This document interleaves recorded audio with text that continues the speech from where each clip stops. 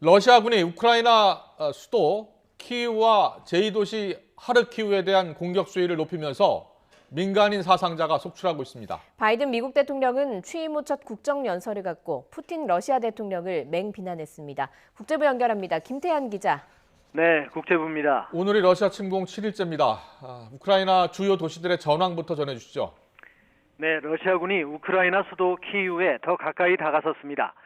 장갑차와 탱크들이 키이우 도심에서 약 20km 지점까지 접근한 것으로 보입니다. 키이우 근교에는 러시아군 기계화 부대가 수십 킬로미터에 걸쳐 긴 행렬을 이룬 채 대기하고 있습니다. 러시아군은 북동부에 위치한 제2도시 하르키우를 비롯해 남부의 오데사, 마리우폴에서도 공격 수위를 높이고 있습니다.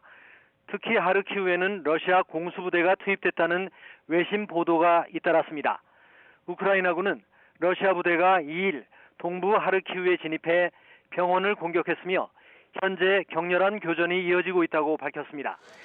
여러 도시가 공격을 받으며 사상자가 속출하는 가운데 우크라이나를 탈출하는 피난 행렬도 이어지고 있습니다.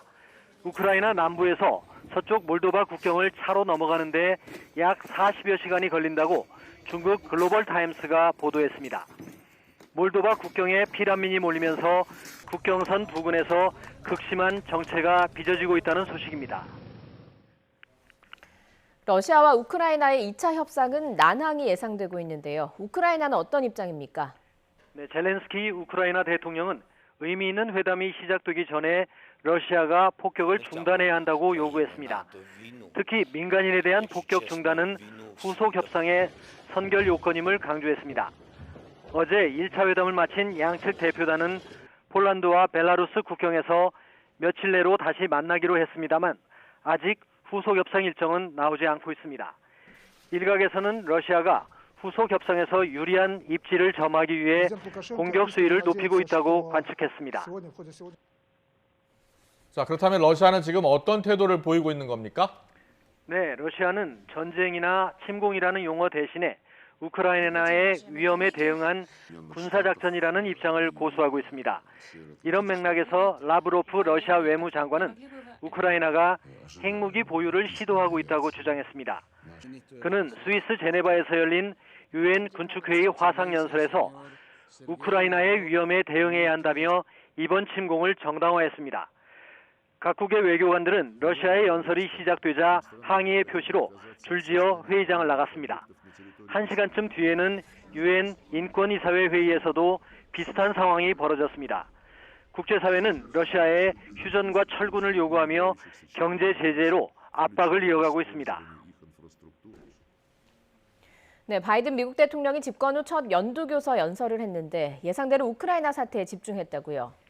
네, 우크라이나 침공을 맹비난하며 러시아 푸틴 대통령을 독재자라고 규정했습니다.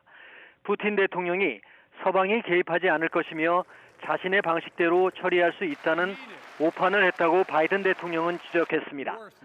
하지만 푸틴은 예상하지 못한 힘의 벽에 직면했으며 미국을 비롯한 자유세계가 광범위한 제재로 책임을 묻고 있다고 설명했습니다. 그러면서 러시아 항공기에 미국 영공 비행 금지를 발표했습니다. 유럽연합과 캐나다의 비행 금지 조치에 뒤이은 것입니다. 미국은 또 러시아의 범죄를 추적하기 위한 전담 태스크포스도 만들기로 했습니다. 바이든 대통령은 중국에 대해서도 미국에 맞서는 것은 좋은 배팅이 아니라고 경고했습니다. 이번 국정연설에는 특별 손님으로 옥사나 마르카로바 미국 주재 우크라이나 대사가 초청됐습니다. 바이든 대통령은 우크라이나에 대한 미국의 지지와 응원을 약속하며 연대감을 표시했습니다.